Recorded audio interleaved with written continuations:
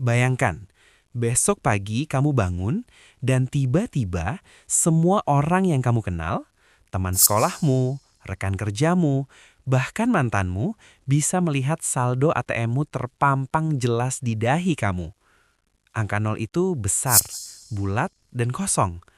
Apa yang kamu rasakan? Malu? Takut?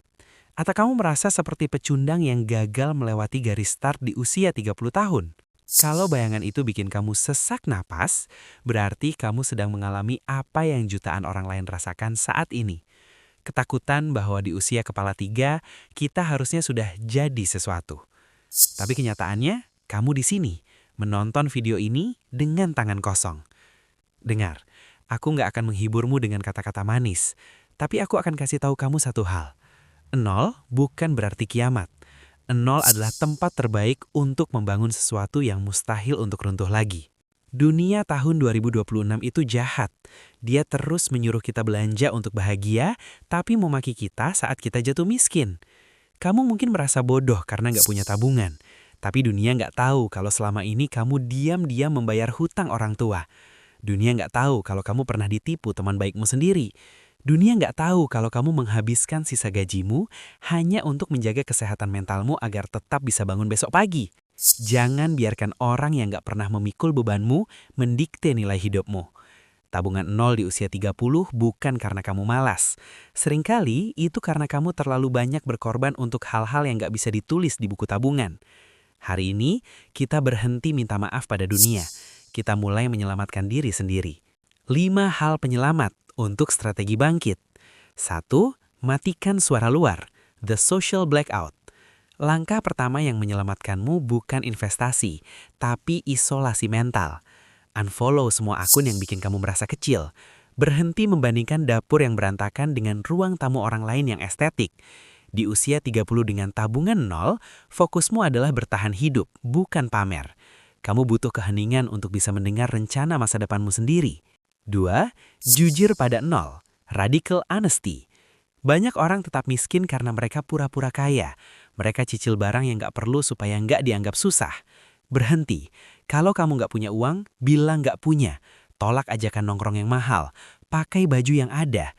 Kejujuran ini pahit, tapi ini adalah satu-satunya cara supaya kamu punya sisa uang untuk ditabung. Menjadi terlihat miskin adalah harga yang harus kamu bayar untuk menjadi benar-benar kaya nantinya. Skill yang tidak bisa diganti AI. Di tahun 2026, ijazah mungkin mulai kehilangan taji, tapi skill manusiawi akan semakin mahal. Jangan fokus cari uang receh dengan kerja serabutan yang menguras tenaga tapi nggak nambah nilai.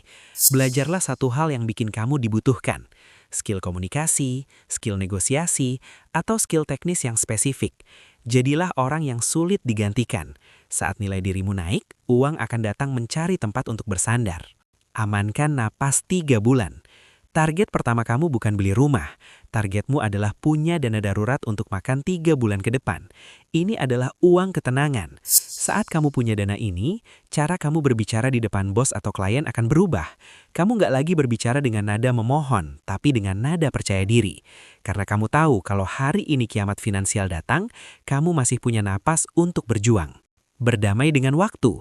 The long game. Seringkali kita ingin sukses cepat karena kita merasa malu sudah berumur 30. Rasa malu itu bikin kita ambil keputusan bodoh, investasi bodong, atau pinjol. Ingat, kamu nggak lagi balapan dengan siapapun. Hidupmu adalah maraton, bukan sprint 100 meter. Beri dirimu waktu 5 tahun. Di usia 35, kamu bisa punya cerita yang jauh lebih indah daripada mereka yang sukses di usia 20, tapi hancur di usia 30. Ada sebuah keindahan di titik nol. Saat kamu nggak punya apa-apa lagi untuk dipertaruhkan, kamu jadi nggak punya rasa takut. Kamu bebas menjadi siapa saja. Kamu bebas mencoba apa saja. Jangan lihat usia 30-mu sebagai senja.